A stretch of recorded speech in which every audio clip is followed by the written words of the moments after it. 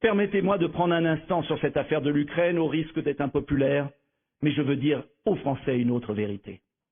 Pierre Maillard, grand conseiller diplomatique du général de Gaulle à la fin de sa vie, est venu me voir. J'ai beaucoup échangé avec lui quand j'étais jeune. Et il m'avait dit un jour, lui qui a fait la politique étrangère de la France auprès du général de Gaulle, il m'avait dit, jeune homme, il n'y a pas de bonne politique étrangère en soi. Seule l'articulation, et je reprends ces termes, entre notre stratégie de défense, nos intérêts, nos valeurs et notre connaissance approfondie des nations qui nous entourent peut donner à la politique étrangère sa cohérence, sa force, sa vérité. Manifestement, Emmanuel Macron a fait tout le contraire, privant la France du rôle clé qu'elle devrait avoir aujourd'hui pour s'imposer comme l'arbitre d'un conflit et comme faiseur de paix. Il a préféré plutôt devenir le petit télégraphiste de Joe Biden et de Ursula von der Leyen, c'est-à-dire de jeter de l'huile sur le feu et de précipiter l'Europe vers la guerre totale, car c'est le vrai danger en cet automne. Alors j'aurais aimé, oui, qu'on se pose des questions fondamentales, et permettez-moi d'en reprendre quelques-unes.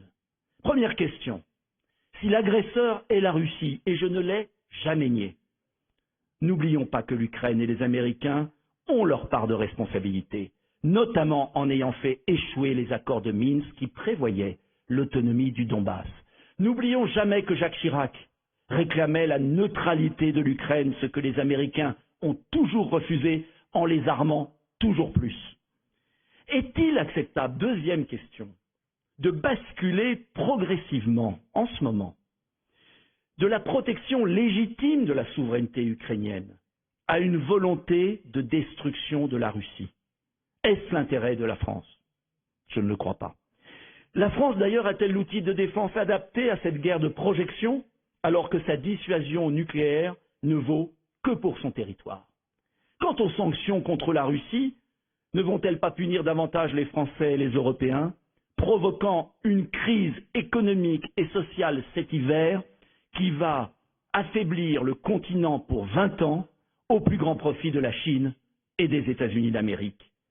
Enfin, est-ce vraiment crédible de porter en bandoulière nos valeurs quand on va, pour punir Poutine, chercher le soutien de régimes pires en Arabie Saoudite qui ont massacré les Yéménites, au Qatar qui finance des mosquées islamistes ou en Azerbaïdjan qui massacre nos frères chrétiens arméniens? N'y a-t-il pas un autre chemin à emprunter, celui du général de Gaulle dans ses discours de Phnom Penh ou de Jacques Chirac et Dominique de Villepin à l'ONU? Vous l'avez compris, car les réponses sont dans les questions. L'engagement irraisonné de la France dans la surenchère en Ukraine est une pure folie pour la France et pour l'Europe. Voilà pourquoi je réitère mon plan de paix, autonomie du Donbass, démilitarisation de l'Ukraine, retrait bien sûr des troupes russes, élections libres sous l'égide de l'ONU. Il n'y a pas d'avenir de l'Europe au XXIe siècle sans une vraie coopération entre l'Ouest et l'Est. Poutine passera, Zelensky passera, mais la Russie restera. Et ce conflit passera pour anachronique dans 10 ans ou 15 ans. Mais entre-temps, le continent se sera suicidé. Car contrairement à ce qu'on nous dit, nous avons des valeurs à partager et une civilisation avec la Russie.